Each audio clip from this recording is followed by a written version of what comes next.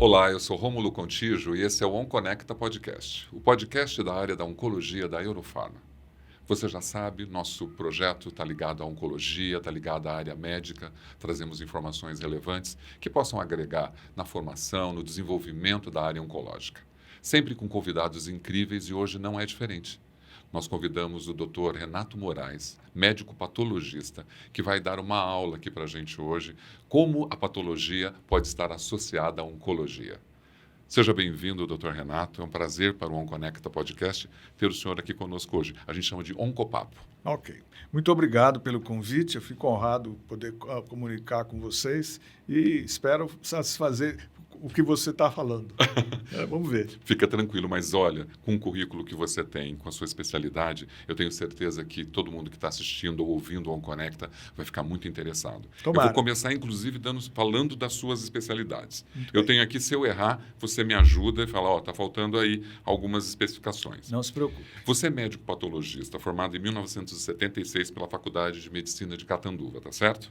Perfeito. Fez residência de anatomia patológica na Santa Casa da Misericórdia aqui de São Paulo. Também teve o título de especialista em patologia já em 79.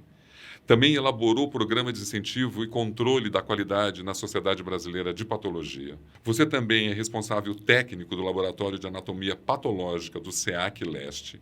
Você foi ex-presidente da Abralapac de 2000 a 2001, foi ex-presidente da APESP de 2013 a 2015 e vice-presidente dos assuntos profissionais na gestão da SBP. O que é a SBP? Sociedade Brasileira de Patologia. Olha, que currículo, hein? Que incrível tudo isso, né? Muito trabalho também, né? Muito trabalho. E agora ainda é coordenador médico da qualidade do Laboratório de Anatomia Patológica da Reddor. Isso. Tem tempo para tudo isso? Não, mas agora eu só sou, quer dizer, eu trabalho na Reddor como médico da qualidade, né? Sou responsável, coordenador médico da qualidade lá. E também trabalho como auditorias em laboratórios por todo o Brasil pela Sociedade Brasileira de Patologia. Olha só, hein? Muito trabalho. E você também coordenou a comissão do PACQ, né? De 2020. Programa de Acreditação e Controle de Qualidade da Sociedade Brasileira de Patologia. Esse foi só um resumo do seu currículo, porque eu acredito que tem muita história, você tem uma experiência, uma vivência incrível, e eu acho que é um legado seu, e é legal você trazer isso para a gente, porque eu acho que ali tem farmacêutico, tem enfermeiro, tem médico, que assiste, ouve o nosso projeto, e a experiência que você traz, a vivência, é interessante, agrega na formação de um profissional mais jovem, ou até de um mais experiente, onde você tem ali as suas alternativas, as suas pesquisas, e você traz para a gente. É isso mesmo, você tem toda a razão. Fico muito feliz que a gente tenha colegas de outras especialidades e de outra formação, como farmacêuticos, bioquímicos, porque o resultado do tratamento de câncer é sempre uma equipe. Então, nós temos que trabalhar com equipe completa. E todo mundo faz parte disso. Os profissionais de saúde, todos eles, têm que se empenhar bastante nisso. E nós temos que ter um grande time para poder atingir os objetivos. Hoje você não está mais em Catanduva, hoje você está em São Paulo? Não, só São Paulo. Só São Paulo, há muito tempo já, né? Desde quando eu comecei a residência, eu fiquei para cá. Excelente.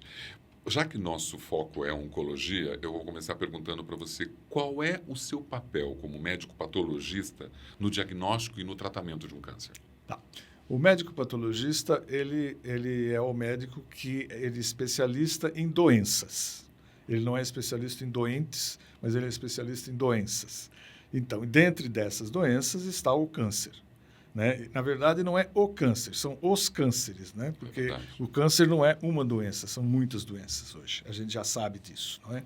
E aí é o seguinte, o médico patologista, ele recebe fragmentos de tecido ou de tumores, pode ser também aspirados, ou pode ser citologias, e com esse material ele fabrica um analito, que é a lâmina, e olhando nessa lâmina, nesse tecido ao microscópio, ele faz o diagnóstico das doenças. Então, é uma coisa bem subjetiva. O médico patologista, ele trabalha de maneira subjetiva, ele depende muito do conhecimento dele. A anatomia patológica, ela depende do conhecimento. E o nosso conhecimento vem aumentando terrivelmente, não é? Então, hoje, quando a gente faz um diagnóstico, a gente já espera que o doente já tem mais ou menos a ideia do que vai acontecer com o paciente, não é? Então, o médico patologista ele faz basicamente o diagnóstico, ou seja, ele diz qual é a doença que o paciente tem. Patos é doença e logia é estudo. Então, é estudo das doenças. Exatamente. Você sabe que a patologia ela é tão necessária na vida humana, né? Tão essencial para as pessoas, e muita gente desconhece, né, a profissão de como são os médicos patologistas, né? O quanto eles são responsáveis para identificar os tratamentos, saber de onde essa doença surgiu. Falando de diagnóstico, né, na hora que você utiliza as amostras todas de tecido, como que você chega para determinar um estágio de um câncer? Tá bom. A gente pega um fragmento de tecido. Por exemplo, todo mundo entende o que é uma biópsia, né? Sim. Então, o paciente vai ao gastroenterologista, ele tem uma queixa gástrica, ele pede para fazer uma endoscopia. Aí o endoscopista vai lá e tira um fragmento do estômago e manda para onde? Para o patologista. Esse fragmento é um fragmento que mede 0,5 por 0,2 centímetros. É um fragmento pequeno. Mas lá tem muita informação. Aí, através de um processo que a gente faz com esse fragmento, faz a macroscopia desse fragmento, descreve como ele é, coloca ele num aparelho que tira toda a água desse tecido e transforma esse tecido em uma amostra que pode ser miscível em parafina. Aí essa parafina é cortada em cortes de 5 micras e aí é realizada uma lâmina. Com essa lâmina, aí o tecido volta para ser hidratado, cora, depois desidrata novamente. É uma tarefa muito artesanal, não é? E no final, essa lâmina a gente cora, não é? Em várias colorações que podem ser específicas para determinadas proteínas ou muco, por exemplo. E aí eu olho no microscópio. Olhando no microscópio, eu identifico que aquilo é uma mucosa gástrica, uma mucosa do estômago, que tem um tumor. Por exemplo, pode ser um carcinoma de células em anel de Synnet. Isso um tumor. Hoje a gente fala de células não coesas, não é? E aí eu dou uma direção já para esse diagnóstico, para o oncologista. O oncologista fala, opa, aqui tem um tumor assim, assim, e eu vou ter que tratar assim, assim, assado. Perfeitamente. Então, na verdade, essas suas análises feitas ali já identifica o tipo, talvez até, de câncer ou até uma característica específica dessa doença. Sim, é um diagnóstico inicial, tá? Por exemplo, numa biópsia de pulmão, se eu recebo um fragmento de pulmão e dou um diagnóstico de adenocarcinoma para o oncologista vai querer saber muito mais coisas.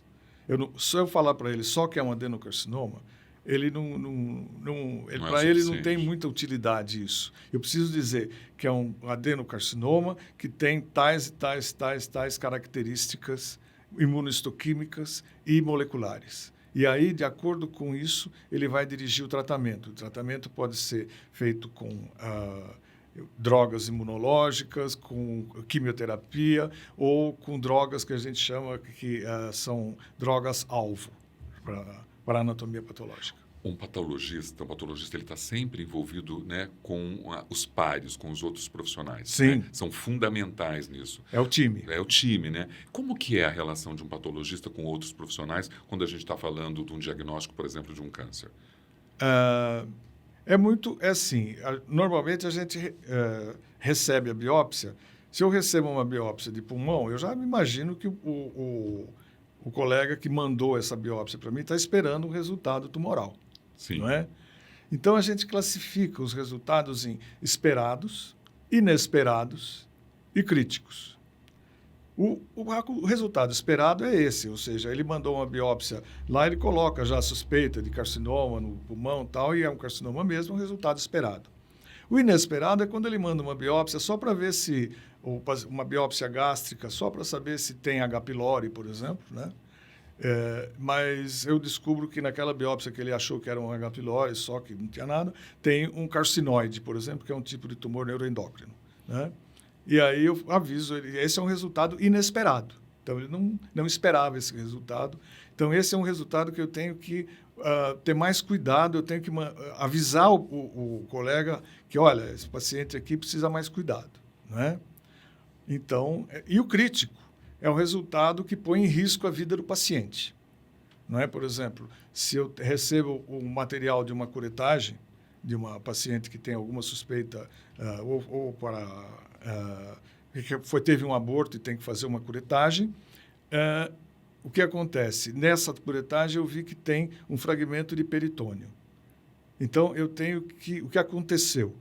Na curetagem, porque o útero fica muito amolecido por conta da gravidez, ele perfurou o útero e trouxe um pedaço de peritônio. Isso coloca em risco a vida do paciente, da paciente. Por quê? Porque ela pode desenvolver uma peritonite.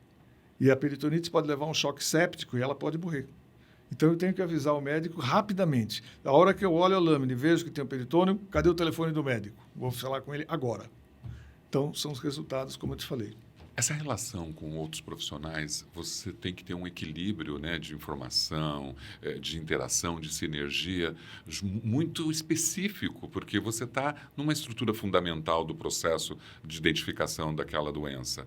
Isso é fácil de fazer, de lidar com os outros profissionais? É sim, eles porque respeitam o oncologista, ele conhece o patologista, né?